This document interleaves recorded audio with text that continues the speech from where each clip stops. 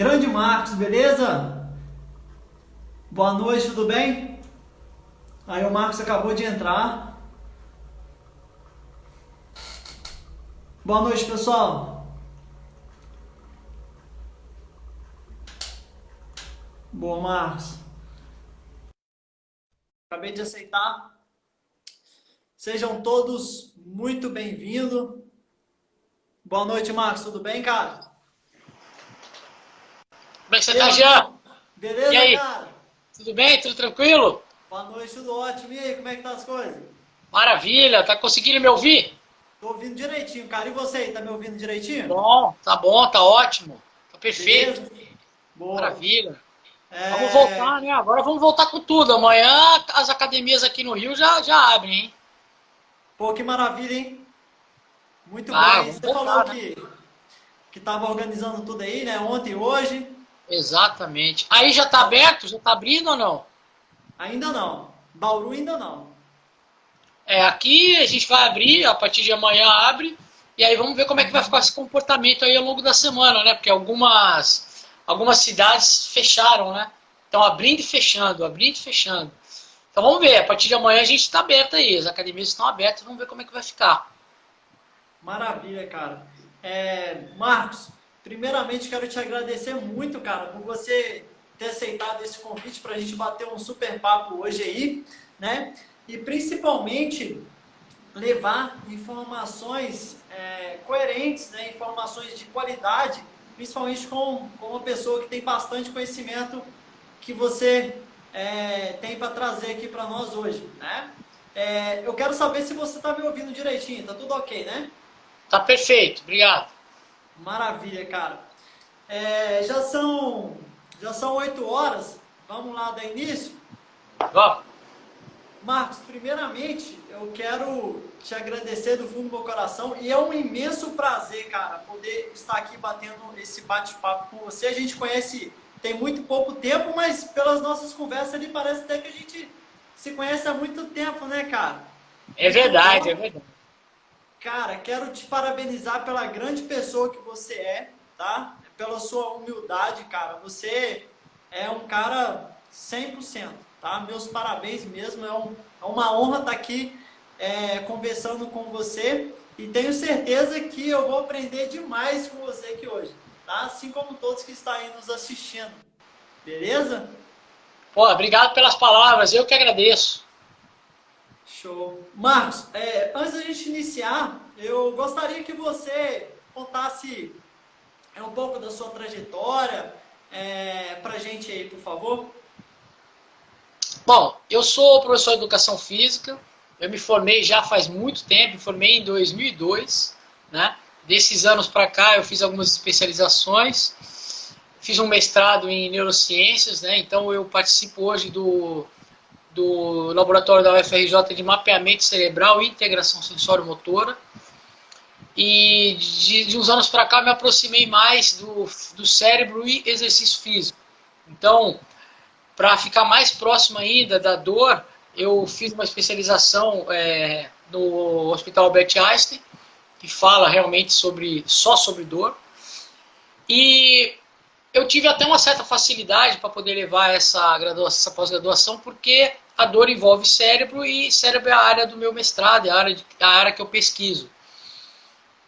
E eu comecei a encontrar uma relevância muito grande, um papel muito grande desse assunto para nós da área da educação física, fisioterapeutas, professores de educação física, mas principalmente nós, professores de educação física, por dois motivos que a gente vai falar por aqui.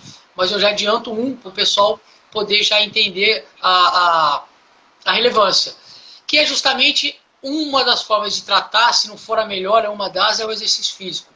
Quem prescreve exercício físico, quem está na linha de frente do exercício físico, de uma forma geral, é o professor de educação física. Então, é importantíssimo a gente entender os mecanismos subjacentes da dor e o quanto que isso pode implicar na nossa prática.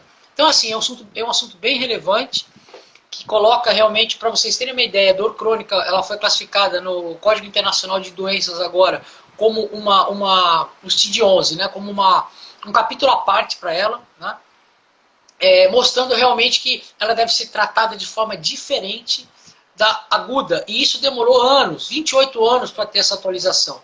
Isso aconteceu agora. Então tudo é muito novo. Então é um campo muito novo que a gente pode explorar.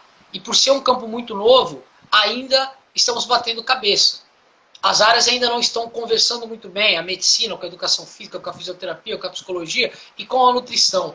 E essas áreas elas devem entrar em o máximo possível, o mais rápido possível em sintonia, porque o tratamento, ele não é mais, ele passou de uma visão biomédica para biopsicossocial, e dentro dessa questão, é essa integração. E nós, da educação física, somos parte agora fundamental desse processo. Então, assim, é um assunto bem legal e que abre um caminho bem interessante para a gente trabalhar. Marcos, perfeito a sua colocação, perfeito. Porque, cara, infelizmente, ainda dentro da educação física, digamos que aí 70% a 80% dos profissionais de educação física, infelizmente, ainda estão bloqueados só na questão estética, cara, tá? E é igual eu prego muito aqui para os meus alunos dos meus cursos online, do meu guia, que a gente não é só profissional do movimento, a gente é sim profissional da saúde e temos um papel importantíssimo na educação dos nossos clientes. E ora, como a gente vai falar também mais para frente, mais de 2/3 da população brasileira se encontra com dor crônica, não é mesmo? Perfeito. Mais da metade da população. Por que mais da metade da população brasileira se encontra no sedentarismo? Isso é uma reflexão que nós temos que ter, né? Pode falar, Marcos. Aqui no Brasil, 37% da população tem dor crônica. 37% da população tem dor crônica. Você vê Pois que... E é o que a gente vai conversar ali na frente, né, Marcos? Porque, entre aspas, o melhor remédio está onde? Está na prática de exercício físico, né? A gente vai falar muito disso, então acho que a gente já abriu muito bem a live com a sua colocação brilhante de muitas coisas importantes que a gente vai falar, não somente para o profissional de educação física, Marcos, mas principalmente quem está nos assistindo e possivelmente convive com algum tipo de dor, principalmente em relação à dor crônica, a gente vai falar muito. Porque eu acho que é importante, Marcos, a pessoa compreender até mesmo essa questão da neurociência da dor, para ela entender como que funciona o sistema nervoso dela, para ela saber lidar com isso. Você acha que isso também é interessante? Inclusive, dentro do tratamento da dor, o paciente ele é uma peça-chave e ativa, ele participa ativamente do tratamento. Então, dentro do tratamento, que a gente vai falar um pouquinho mais, uma das coisas que é fundamental é a educação em dor. Então, a educação em dor, ela é para todo mundo. O profissional, ela é importante para passar para o paciente, e para o paciente é importante para diminuir o medo, a ansiedade, a cinesiofobia, a catastrofização e diversos outros gatilhos que podem aumentar essa experiência aí que levar a uma sensação dolorosa. Então, o tipo de informação que a gente tem, ela é importante para a população toda.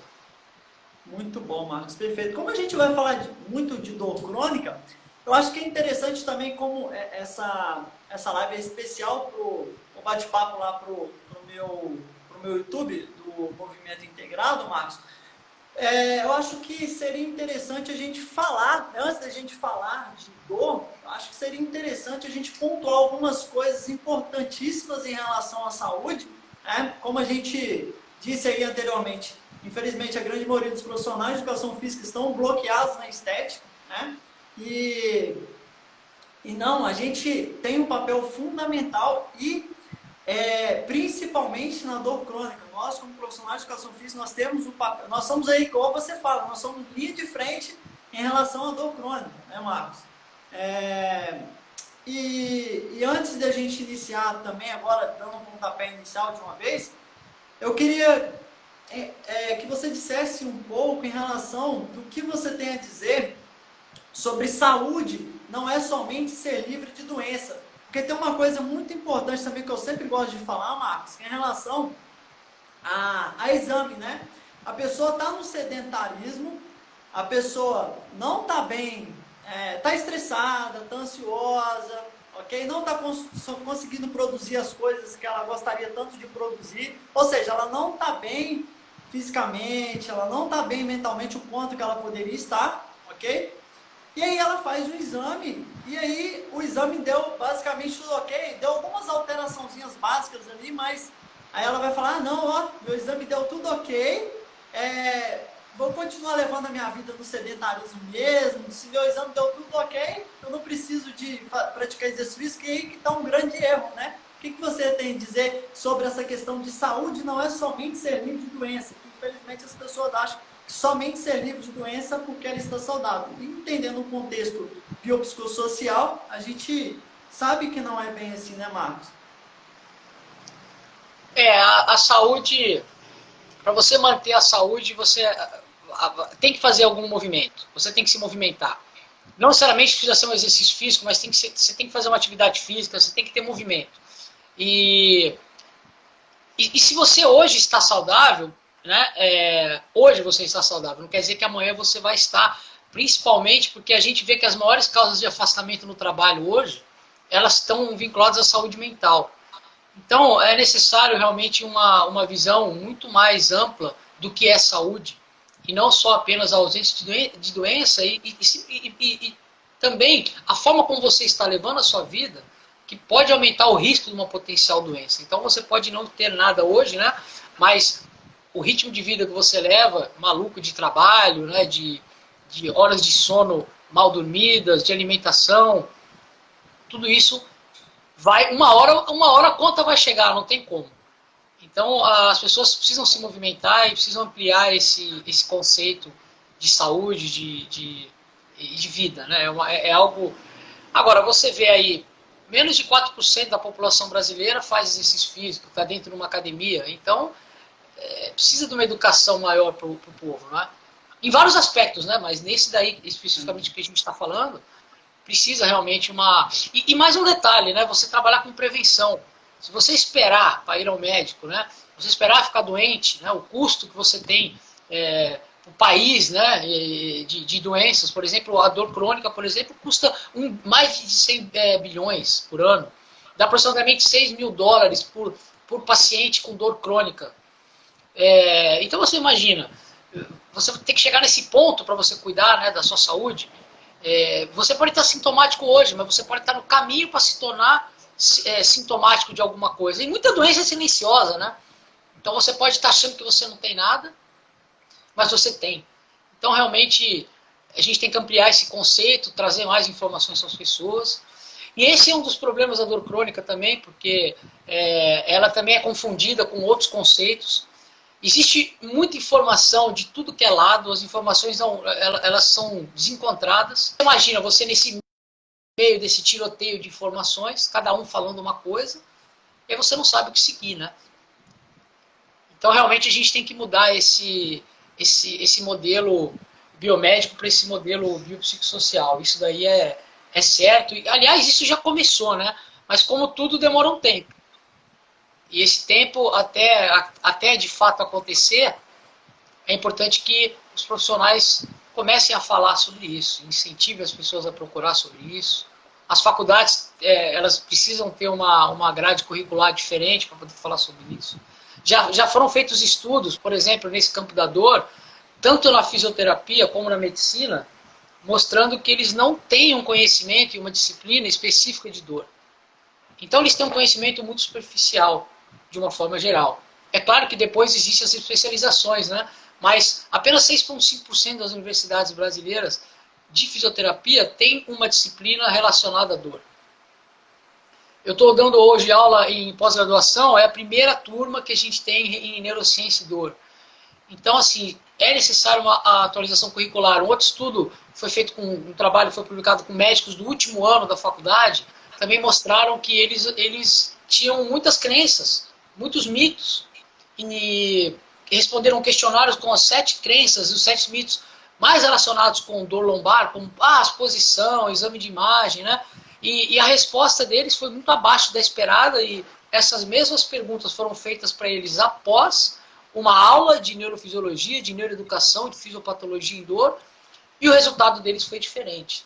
Então isso mostra que existe uma falha, que ainda a gente está muito preso a fatores biomédicos de olhar o corpo só por estrutura, por parte, de classificar a dor como uma extensão de uma lesão. Sendo que a dor não é isso. A dor é uma experiência emocional e sensorial, acompanhado ou não de uma lesão tecidual. Você pode ter dor sem ter lesão. Então, quer dizer, o cérebro é o fator central, principalmente da dor crônica. Exatamente, perfeito, Marcos. E principalmente aos profissionais de educação física que estão nos assistindo, porque a própria faculdade, né, leva o aluno a não quebrar a barreira. Que barreira seria essa? A barreira de, um lado, ter só cinesiologia e biomecânica e não quebrar essa barreira de começar a estudar controle motor e neurociência. Exatamente. Alguns conceitos na faculdade, eles nunca foram colocados para ninguém como conceito de neuroplasticidade. E não tem como entender a dor sem entender neuroplasticidade. O que é a neuroplasticidade? Neuroplasticidade é a capacidade plástica que o sistema nervoso tem de se adaptar, tanto de uma forma ruim ou de uma forma boa. O grande erro das pessoas quando falam de neuroplasticidade é que a neuroplasticidade ela é acompanhada de uma mudança e não de algo agudo. Então, por exemplo, para você ter uma neuroplasticidade, você tem que ter uma estrutura, uma mudança estrutural permanente. E muitas vezes esse termo é utilizado como qualquer mudança, uma mudança aguda, uma mudança temporária, e as pessoas já estão chamando de neuroplasticidade. Por que a neuroplasticidade é importante na questão da dor crônica? Porque a dor crônica, ela leva à neuroplasticidade mal adaptativa. Existem mudanças que vão ocorrer no nosso corpo com a dor crônica que até hoje não se sabe como regredir, que não voltam mais. Então, a dor crônica, ela não tem cura. Então, quando você pega um aluno que tem dor crônica, um paciente que tem dor crônica, você não vai resolver isso sozinho, ela não tem cura. Não existe cura para dor crônica hoje, existe controle. Então, hoje a galera da medicina tem estudado muito, principalmente na Alemanha, formas de você tentar trazer uma cura eficiente. Quando você estuda a fisiopatologia da dor, você vê que não tem como.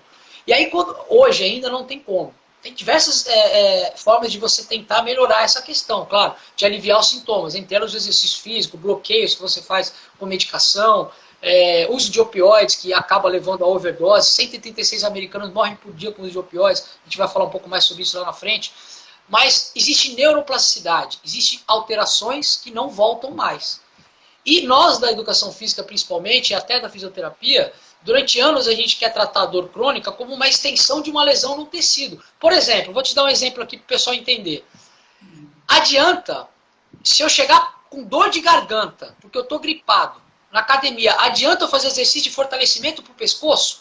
Não adianta nada. A minha dor na garganta não tem nada a ver com o meu músculo fraco no pescoço. Mas a primeira coisa que você pensa quando alguém tem dor, você tem que fortalecer, você tem que alongar. Cara, não é por aí, entendeu? Então, quando eu tenho uma dor crônica na lombar, a pessoa chega lá e quer me dar um exercício para lombar. É a mesma coisa que você dá fortalecimento do músculo do pescoço para quem tem dor de garganta e está gripado. Já não é mais ali o problema. E a gente continua insistindo. Você tem dor lombar crônica? Você tem que alongar. Não, você tem que fazer core. Cara, você está tratando a dor de garganta com exercício de fortalecimento de pescoço. É isso que você está fazendo. Você não vai avançar. Então, a neurociência está trazendo justamente essa questão. A forma como você prescreve para uma pessoa que tem dor aguda é completamente diferente da forma que você prescreve para quem tem dor crônica. Porque essa dor, ela segue caminhos diferentes, tratos diferentes. Para vocês terem uma ideia, na fisiopatologia da dor, enquanto uma segue um trato, a outra segue outro. Enquanto uma entra numa região do cérebro, a outra entra em outro. Então são formas diferentes de tratar.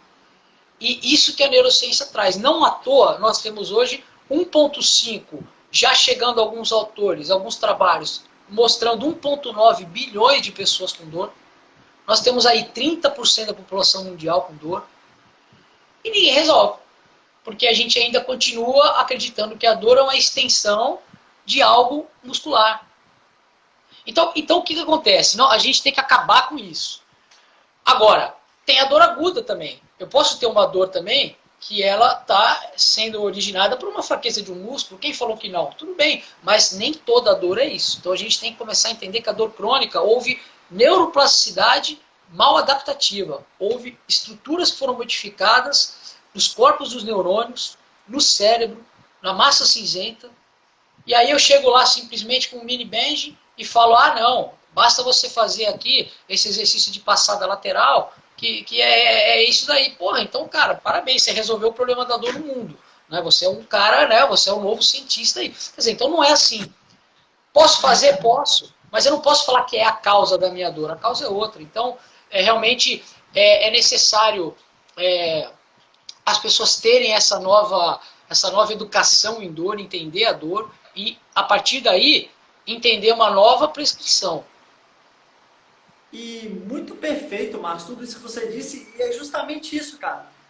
Para nós profissionais de educação física, para a gente prescrever o exercício ideal, a gente tem que entender esse conceito de neurociência da dor, né?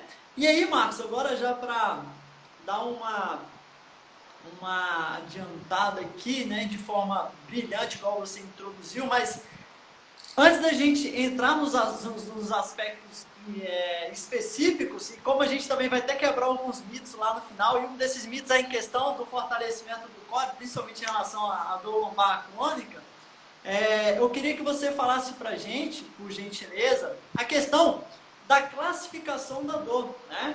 A questão da dor aguda, a questão da dor crônica, o tempo, né? Menos de 3 meses, dor aguda, dor crônica, máximo de 3 meses, e também, principalmente, em relação à dor nociceptiva, à dor nociplástica e à dor neuropática. O CID-11 agora, né, que é o Código Internacional dessas doenças, ele classifica até a própria dor crônica como primária e secundária. Mas, basicamente, a gente tem 3 tipos de dor. A dor aguda, que é aquela dor que a gente chama de nociceptiva, que é aquela dor mais clássica, que é quando você tem um dano tecidual muito aparente, você bateu o pé, você tem um processo inflamatório. Geralmente você tem um estímulo mecânico e térmico muito aparente, e essa dor a gente chama de dor aguda. Essa dor ela é processada por um caminho, por um trato espinotalâmico, que ele passa pelo cono posterior da medula, basicamente nas lâminas 1 de Rexed, entrando em lâminas completamente diferentes da dor crônica, subindo, ascendendo para o sistema nervoso, para os centros mais altos do cérebro, por um outro trato, não passando por algumas regiões que a dor crônica passa, e atingindo no homúnculo motor áreas exatas e pontuais. Então essa dor é muito fácil de detectar. Você bateu, você aponta para onde ela está. Então, geralmente essa dor, para poder o pessoal entender mais fácil, ela dura menos de 3 meses. Rapidamente você consegue cicatrização e sucesso nela. E geralmente a intervenção da dor aguda, ela é uma intervenção muito mais reducionista. Você vai ali, geralmente no ponto onde está doendo, e faz a intervenção, ou então você vai trabalhar, sim, uma musculatura específica para fortalecer uma determinada função que foi afetada por aquela região ter sofrido um trauma. Então essa é uma dor geralmente musculoesquelética, uma dor que você rapidamente você detecta ela e geralmente cicatriza muito, muito tranquilamente em menos de 3 meses. Existe uma outra dor que acontece no nosso sistema somatosensorial, que é a dor neuropática, que inclusive já está sendo considerada como dor crônica secundária.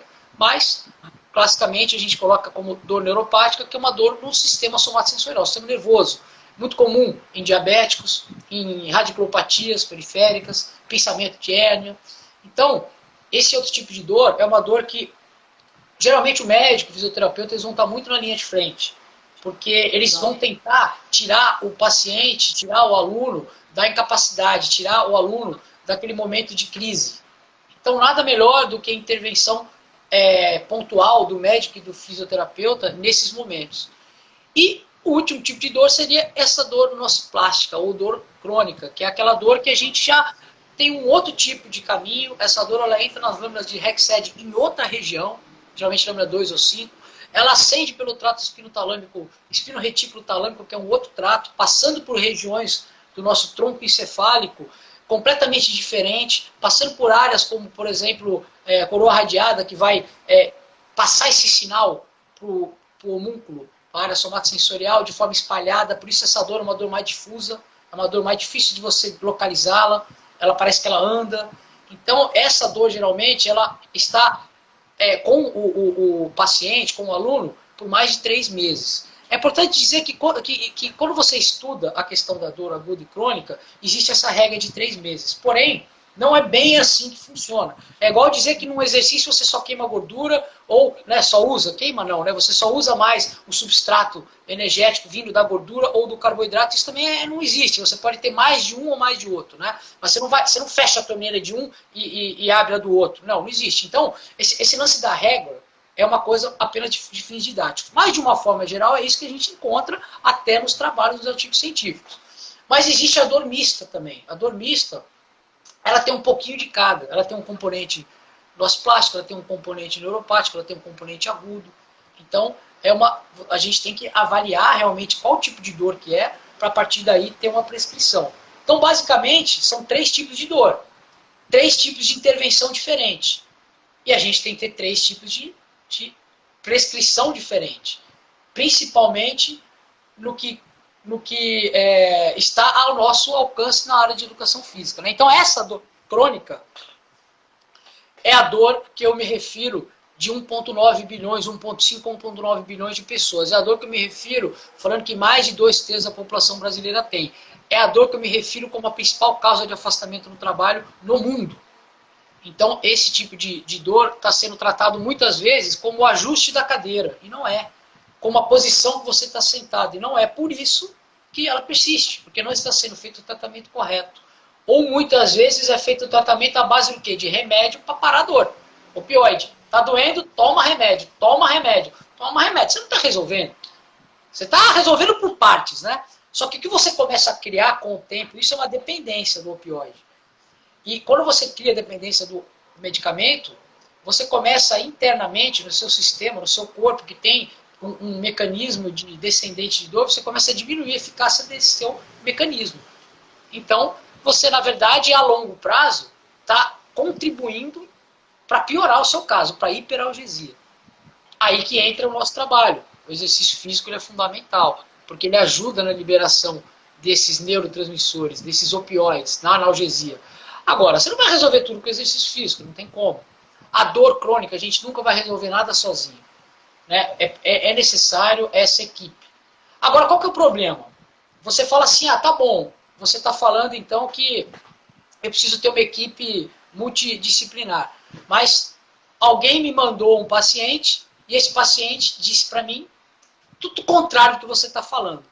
Então, o que acontece? Isso acontece. Por quê? Porque, como eu disse, existe um delay muito grande e uma falta de atualização e uma falta de conhecimento, tanto na área da fisioterapia, quanto na área da medicina, quanto na área de enfermagem, quanto na área da nutrição, quanto na área da educação física. Então você vai pegar um monte de neguinho por aí falando besteira, desculpa a palavra, mas é isso que vai acontecer. Então o que você tem que fazer? Tentar se cercar de profissionais que estão atualizados nisso, para que vocês falem todos a mesma língua. Não adianta você ir lá pegar um profissional que está falando que a dor é por causa da postura. Meu irmão, você não vai conseguir caminhar, entendeu? Que essa dor crônica é por causa da postura. Não existe melhor postura. A melhor postura é a próxima. Eu já cansei de falar isso e não fui eu que inventei essa frase. Diversas pessoas que trabalham com isso. E isso é muito simples de entender. Por que é a próxima? Porque se você ficar muito tempo na mesma posição, você vai comprimir muito tempo a mesma área. Ao comprimir muito tempo a mesma área, você vai ter um limiar de nosso receptor mais alto. E aí você vai, provavelmente, entrar num quadro de incômodo, mas basta você mudar a posição que acabou. Então, você precisa se cercar de profissionais que falam a mesma língua. Hoje em dia, para você ter uma ideia, e a galera que está assistindo ter uma ideia, existem dietas que já estão sendo prescritas para pacientes com dor crônica. Então, por quê? Para tentar diminuir o caráter inflamatório da dieta. Então, o nutricionista ele é peça-chave. O professor de educação física é peça-chave, através do exercício físico, o fisioterapeuta, o psicólogo, que é importantíssimo, por conta da cinesiofobia que ocorre, da catastrofização, de diversos problemas emocionais. Eu estava lendo um trabalho ontem, que foi publicado esse mês agora, mostrando da fortíssima relação entre depressão, ansiedade e dor. Então, essa área não é a minha área. Eu não vou colocar um divã no meio da sala de musculação e ficar fazendo terapia. Cara, eu vou ser preso. Isso é exercício legal na profissão. Mas eu tenho que falar para o meu aluno procurar um psicólogo. Então, eu tenho que entender que eu não vou resolver sozinho. Eu tenho que ter a ajuda do médico, do físico, do psicólogo. E o problema é que muitas vezes aqui no Brasil a gente tem medo de contar com outros profissionais porque a gente acha que vai perder o aluno, a gente vai perder o cliente. Então, a gente tem que parar com isso. Porque a forma de tratar os pacientes com dor é de forma multidisciplinar. Inclusive tem algumas clínicas médicas que já estão fazendo esse trabalho. Na clínica tem médicos, tem psicólogos. Agora, uma coisa interessante, o professor de educação física não acordou ainda. Então ele precisa realmente mostrar o trabalho dele. Por quê? Porque eu tenho muito contato nessa área da dor e o professor de educação física ele está sendo marginalizado, ele quase não é falado. Então ele precisa buscar o espaço dele, porque ele tem espaço.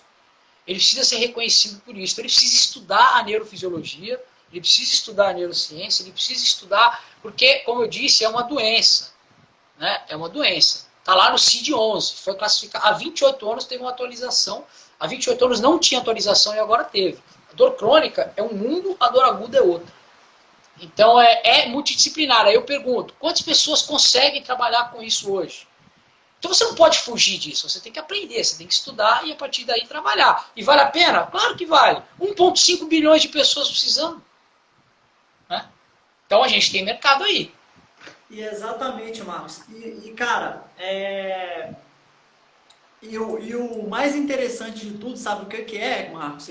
Quando você consegue ali resolver, né, aquela situação daquela pessoa, de acordo com que ela chegue para você, né? E você começa o trabalho com ela e ela vai evoluindo, né? Ela é o tipo dessa pessoa, principalmente relacionada à dor crônica, é a pessoa que vai bater no seu ombro, cara, e vai te agradecer do fundo do coração dela e não vai te abandonar mais, tá? É um cliente que ele vai reconhecer de fato o seu trabalho, né? E infelizmente a grande maioria dos profissionais de educação física ainda não enxergam isso, né? Eles estão ainda na questão de 10 melhores exercícios para glúteo, quais são os melhores exercícios para engrossar a coxa, quais são os exercícios para trincar o abdômen. E cara, tem muito mais pessoas precisando da gente, do nosso trabalho, principalmente aquele profissional que estuda e é diferenciado, do que nas questões estéticas, cara, né? E o papel do profissional de educação física ele vai ser importantíssimo na dor crônica, quando a gente vai falar de forma mais aprofundada mais para frente, e como a gente já vem construindo aqui ao longo da live isso aí. Então, Marcos, eu acho que a primeira coisa que o profissional de educação física precisa saber em relação à dor é essa classificação de dor, né? E eu queria que você, porque depois a gente vai falar também dos exercícios e tudo mais, eu queria que você dissesse pra gente o mecanismo de dor lombar crônica, porque é algo muitíssimo complexo, né, Marcos?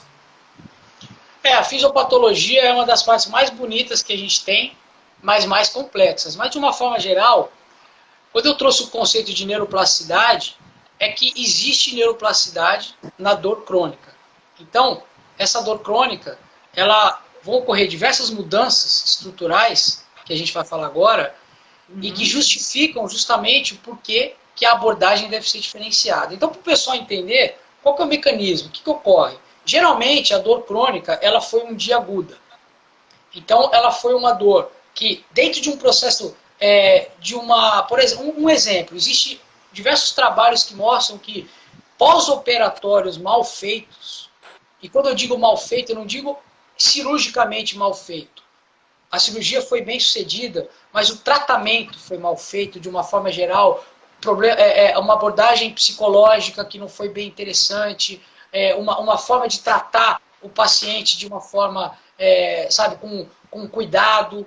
Existem diversos trabalhos mostrando que é muito comum você ter essa cronicidade, saindo de um pós-operatório mal feito, não mal feito na cirurgia, mas mal feito no procedimento.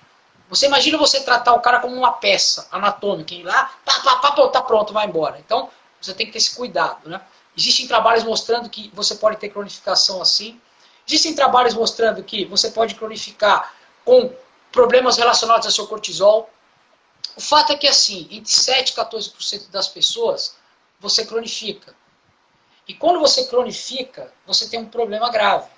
Qual que é esse problema grave? Quando você cronifica, você começa a ter alterações nos seus neurônios, alterações nos seus corpos neuronais. E essas alterações não voltam mais. Pelo menos hoje a gente não sabe regredi-las. Então isso já era. Você começa a ter aumento nos receptores dos neurônios que vão, por exemplo, captar o glutamato, que ele estaria naquela sopa de processos pró-inflamatórios de uma lesão, e você vai ter aumento nos receptores NMDA ampla, que captam, por exemplo, o glutamato, que é um dos maiores estimuladores do sistema nervoso central, e que está relacionado nesse processo de cronicidade.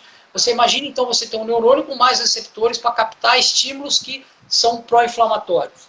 Sendo que o estímulo inicial, que causou a lesão, você já não tem mais. Então, isso que a gente chama de cronificar. Você vai ter, batendo no seu segundo neurônio, essa sopa pró-inflamatória, sem ter essa inflamação. Por isso que quando você vai ter um exame de imagem, você não enxerga mais isso, porque você já não tem mais, você já cicatrizou, né? E aí você começa a ter mudanças. Então a gente já está falando de neuroplasticidade. Você já começa a ter mudanças ali nos neurônios que vão receber a informação para levar para a medula, para o cono posterior da medula, que vai entrar nas lâminas 2 ou 5 de REC7, que são lâminas diferentes das lâminas que entram a dor aguda, e a partir daí esse sinal vai subir. E qual que é o problema? A partir do momento que esse sinal começa subindo, é como se ele fosse um trem. E a última estação desse trem é a parte mais alta do seu cérebro. Então ele vai subir. Quando ele sobe, ele começa a passar, por exemplo, pelo seu tronco encefálico. Então ele passa ali pelo cerebelo, ele passa pelo bulbo, ele passa pela ponte, ele passa pelo mesencéfalo. Cada lugarzinho que ele passa, ele vai deixando um sinal. E que sinal é esse? Muitas vezes é uma perda de controle motor, uma perda de equilíbrio, mudança no seu sono, no seu ciclo respiratório, no seu ciclo circadiano, nas suas funções vegetativas, neuroendócrinas, e isso vai embora, isso vai subindo. Cada região que passa, ele vai deixando uma marca. Mas esse é apenas um sinal. Não existe a dor nasce na periferia e vai para o cérebro. Isso é um sinal. É um sinal noceptivo, é o sinal que está cronificando. E em cada lugar que ele passa, ele vai deixando uma mensagem. E que vai alterando o nosso humor. Quando ele chega em algumas áreas ali da ponte, ele desvia para o sistema límbico. A gente chama de circuito de papéis. E ali, cara, começa medo, catastrofização, ansiedade, depressão, tudo isso pode potencializar. É o mesmo circuito envolvido. E ele continua subindo, ele vai subindo, subindo até chegar na área somatosensorial, que é a estação final desse trem. E aí quando ele chega nessa área, ele espalha. E aí por isso que essa dor, ela é uma dor difícil de você mensurar, de você saber. E aí, se eu não entender isso, o que acontece? Eu vou achar que a dor é apenas uma fraqueza do músculo. Ah, vamos alongar, vamos fortalecer, e já não é isso. Há muito tempo já não é isso. E aí, por que isso acaba enganando? Isso acaba enganando porque é o seguinte, se eu fizer uma massagem, eu vou melhorar. E aí eu vou acreditar que realmente aquela região estava tensa, mas a massagem ela vai melhorar não por isso. A massagem vai melhorar porque esse estímulo mecânico vai fazer com que duas coisas ocorram. Primeiro que esse sinal mecânico vai subir mais rápido para o cérebro, pelas fibras que são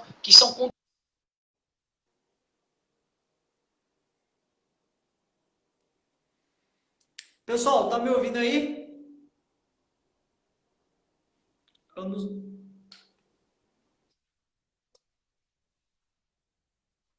Ô, Marcos, Pronto, voltou, é, voltou. Voltou, voltou, voltou. boa. Agora Pode vai dar continuar. massagem. Então, quando você faz a massagem, também esse estímulo mecânico, além de confundir o sistema nervoso central, ele traz analgesia, porque ele ajuda na liberação de substâncias de neurotransmissores opioides. A mesma coisa ocorre se você fizer lá, por exemplo, uma acupuntura. A mesma coisa ocorre se você fizer qualquer exercício físico. E se a gente não tomar cuidado com isso, você começa a acreditar que o sucesso está na intervenção. E a intervenção é só uma ferramenta de liberar a analgesia. E não é aquela... Porque se eu passar um perdigueiro, por exemplo, e melhorar, eu vou estar achando que era fraqueza. Só que se eu colocar essa fraqueza do core, só que se eu colocar esse cara para caminhar, ele vai sentir a mesma melhora. Ué, então não era o core, não era a lombar, entendeu? Então, muitas vezes a gente é enganado pela intervenção, porque a intervenção acaba dando certo por outro motivo. Então, basicamente, se você pega um cara que tem uma guideline bem legal de 2018 que mostra que não tem melhor exercício para dor lombar. Então, se você pegar um grupo e colocar para ele fazer abdominal e outro grupo para ele caminhar, os dois vão melhorar. justamente porque quando a gente está falando de dor crônica, a gente já está falando de sistema de analgesia, e não de músculos isolados, intervenções isoladas.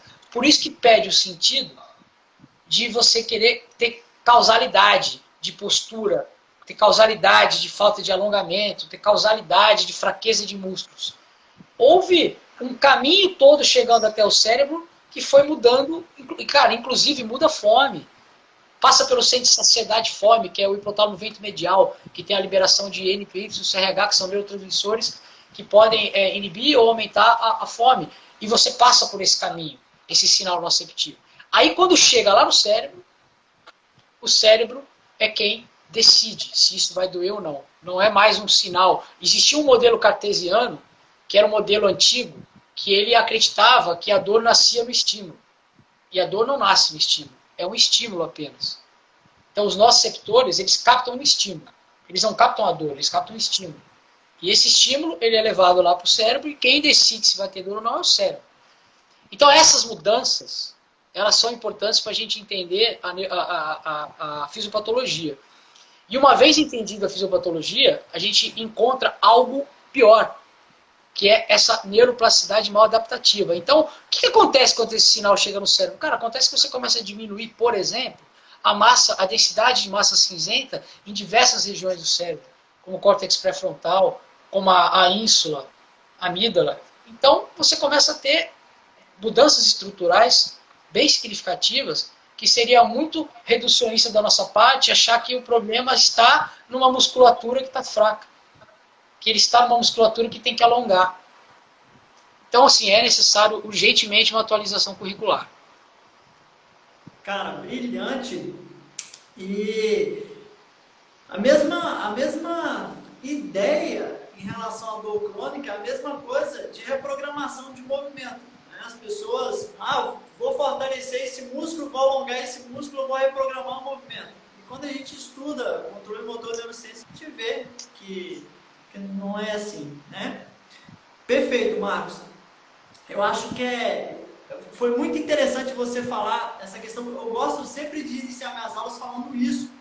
E a questão de quem vai determinar se o indivíduo vai ter dor ou não é o cérebro, né?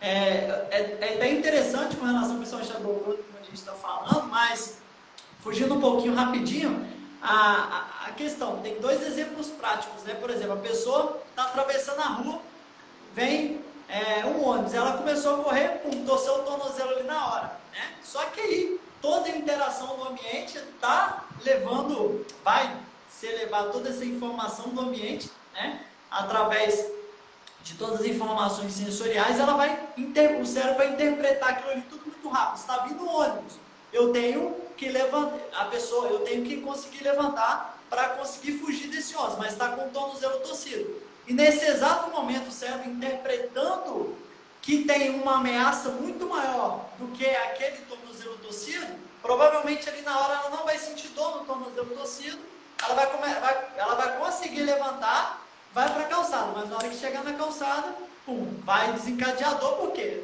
Uma medida protetiva, porque torceu o tornozelo. Só um exemplo, né, para a galera entender que quem determina a dor é o cérebro. Perfeito isso aí, cara. Muito bom. E tem até questão também, pode falar. Não, eu tô vendo aqui, eu sou meio míope, né, mas eu estou conseguindo enxergar aqui um livro. Então, para quem quiser estudar um pouquinho mais sobre isso, tem livros muito bons da SBED, que é a Sociedade Brasileira para o Estudo da Dor, SBED. Só colocar SBED, dor, e tem livros deles, né? Tem uma coleção, acho que tem 3 livros, se eu não me engano, de capa roxa. Pelo menos era de capa roxa, que eu tinha era de capa roxa, eu acho que está de capa azul ou roxa. SBED, SBED. Já está em português, que facilita a vida, e já vai mostrar um pouco sobre o que a gente está falando. E assim, a grande maioria da literatura vai estar em inglês. Então, a maior parte dos livros são em inglês. Mas esses aqui são muito bons, que são em português, e já dá para ter para iniciar essa questão da neurociência e entender um pouco mais de como o cérebro interage. Agora, uma coisa que é importante é o seguinte, professor de educação física, ele tem que entender depois que a gente está tratando de uma doença, que já foi classificada no CID-11 como uma doença. É uma doença. Não é frescura, é uma doença, dói, é uma doença. E que existe, então, uma forma correta de você prescrever. E essa forma correta de prescrição não foi ensinada. Não foi ensinada na faculdade, não é ensinado em nenhum lugar. E a gente tem que ter cuidado com o quê? Porque por ser pessoas que têm essa doença, elas são mais sensíveis a sentir dor. Então, se a prescrição não for adequada, você vai criar uma sensação muito dolorosa e essa pessoa não vai voltar, não vai ter aderência. Ou ela vai direto para o médico tirar ela da crise e vai dar remédio.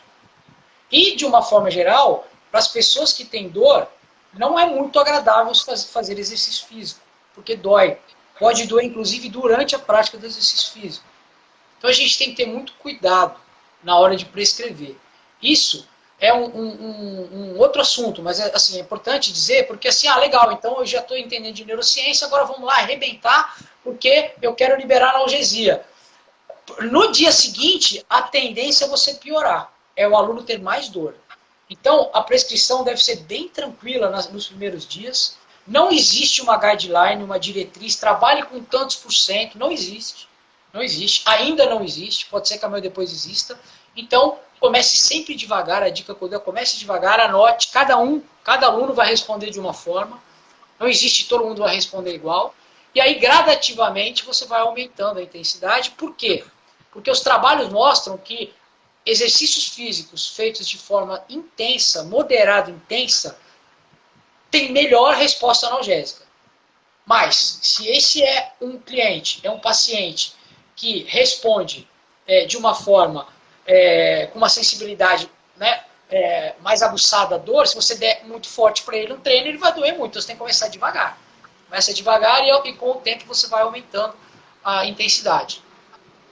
Exatamente. Então, isso é importante pontuar. Exatamente. Principalmente agora que a gente vai falar de forma mais aprofundada, justamente levando um pouco para a visão da parte prática, o que a gente pode fazer, o que seria melhor, principalmente para os clientes com dores crônicas, né? Aproveitando o gancho, falar em relação aos benefícios a níveis neurofisiológicos de se movimentar mais, isso já é óbvio para a pessoa, para todo mundo, né? Que infelizmente o ser humano ele está sendo cada vez mais levado ao sedentarismo, principalmente com o avanço tecnológico, né? O movimento ele está sendo cada vez mais tirado da vida do ser humano, ok? Então, nós temos um papel de educar, Marcos, importantíssimo, de até saber instruir os nossos clientes a se movimentar mais. Ora, o seu trabalho fica 2 km de distância da sua casa, procura ir caminhando, vai e volta caminhando também, introduzir o movimento não somente no exercício físico, mas também um movimento ali durante o dia dessa pessoa, porque também não adianta ela ficar ali só 40 minutinhos, 1 hora na academia, se está o restante do dia sentado o dia todo. Então, acho que é muito interessante passar exercício específico para fazer no trabalho, se trabalha muito sentado, né? Instruir corretamente os clientes a se movimentar mais durante o dia, né? Acho que isso é fundamental, cara, principalmente em relação à dor crônica, tá? E como o Marcos já disse, é o exercício físico que vai fazer com que o seu próprio corpo produza uma analgesia natural, né? Porque há uma farmácia dentro do nosso corpo, né? E infelizmente as pessoas, com todas essas questões psicossociais, procura o caminho sempre mais fácil, né, Marcos? Que é o uso do medicamento, infelizmente, mas também eu acho que isso tem muito a ver também, cara, com os educadores físicos. Sabe por quê, cara? Muitas pessoas vão para a academia e principalmente a grande maioria, Marcos, já tem problema. Já está vindo do sedentarismo, não está bem psicologicamente, pode estar já sentindo dores, não passa por nenhuma avaliação, já chega lá na academia, já vai direto para o leg press, já vai direto para um supino, já vai direto para uma cadeira extensora. E a maioria dessas pessoas, cara, não volta mais. Não volta, porque tudo talvez que o corpo dela não quer naquele momento ali é ser levado ao estresse. Aí vai lá e arrebenta com a pessoa no treinamento, ela não vai voltar no outro dia, não vai mesmo. Ainda pode ficar com trauma de voltar na academia. Não, eu fui lá na academia, nossa senhora, me regaçou, não aguentei fazer nada, no outro dia minhas dores aumentou. E muitas dessas pessoas têm essa experiência ruim, infelizmente. Nós temos que falar a verdade, essa experiência ruim dentro da academia.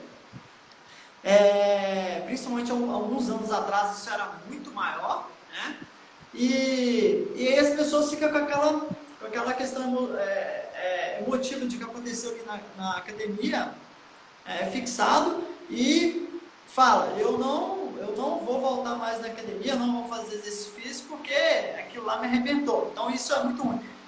E pegando um gancho em relação a isso, o que é de fundamental importância nós entendermos que, principalmente para a pessoa que está com dor crônica, se ela estava no sedentarismo, se ela não está bem mentalmente, se ela não está bem emocionalmente, ela já é uma pessoa estressada, ansiosa, sobrecarregada, já é uma pessoa sensível, tudo que essa pessoa precisa é de um treinamento integrado, tá? Com exercícios, com estratégias cognitivas, com aplicações mais lúdicas também, e principalmente, Marcos, com foco externo. O que você acha disso?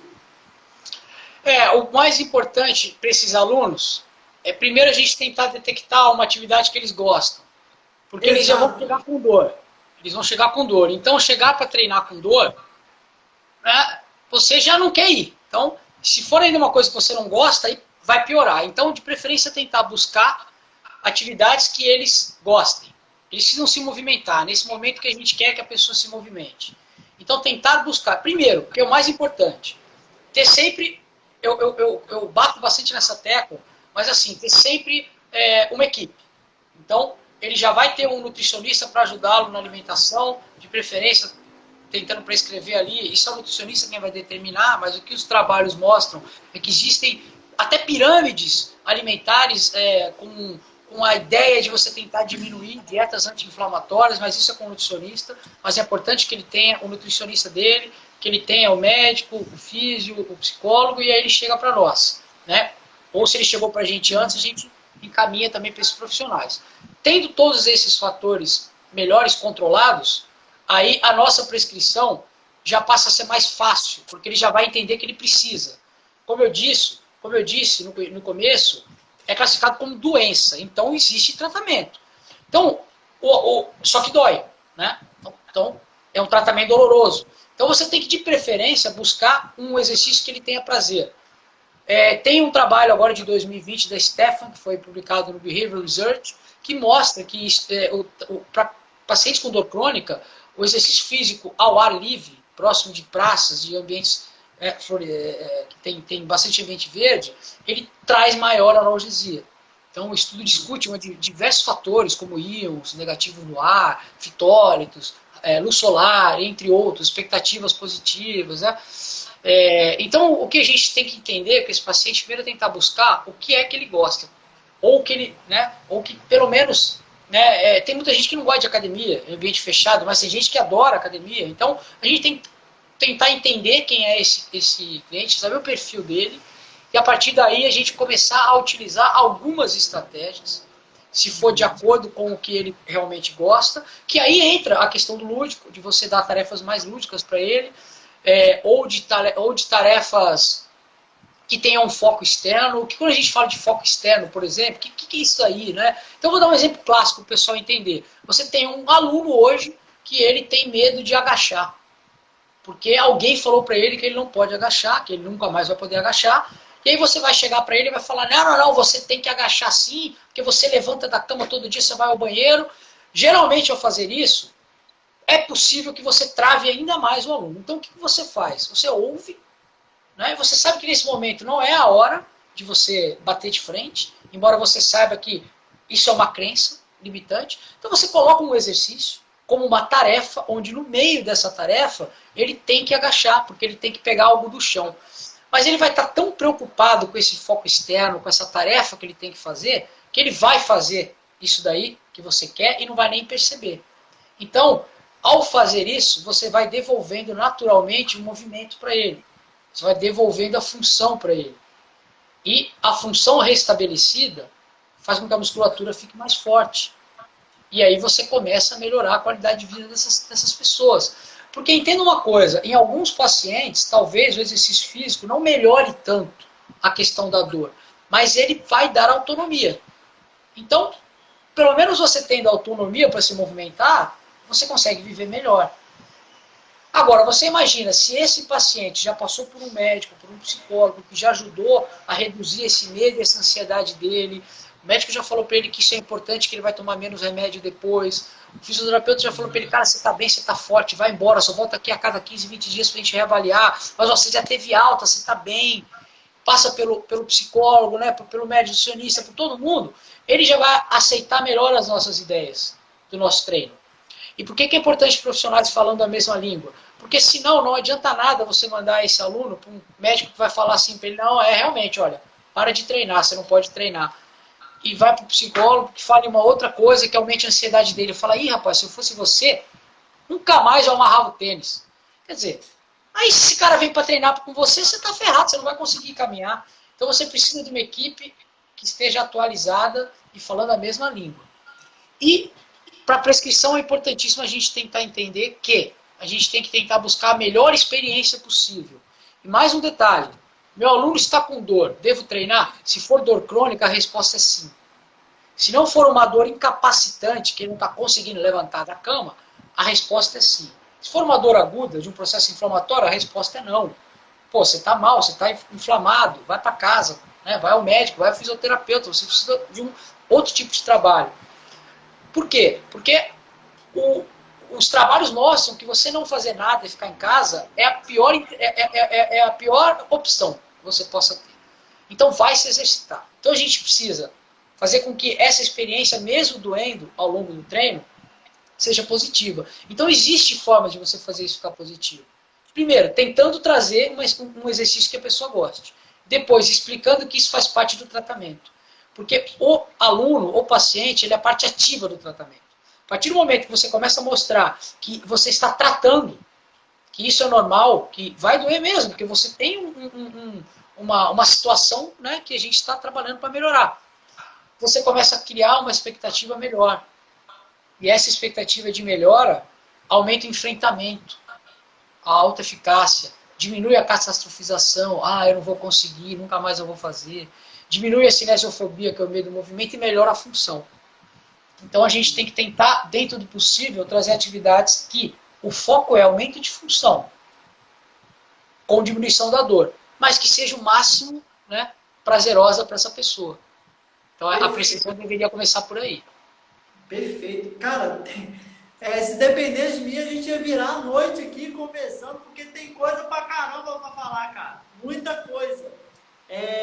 Tem tanta coisa para falar que tem hora que a gente, eu até me perco aqui, mas, cara, falta um minuto e meio para o Instagram fechar a nossa live, falta ainda, nós já estamos aqui na reta final agora, você a gente pode continuar a live? Pode abrir outra. Abre outra para a gente fechar. Pode abrir. Beleza, Marcos, show de bola. Pessoal, por gentileza, eu vou encerrar a live aqui e vocês entram de novo aí, tá ok? Que o nosso bate-papo vai ser principalmente fundamental agora nessa reta final, tá ok? Vamos lá então.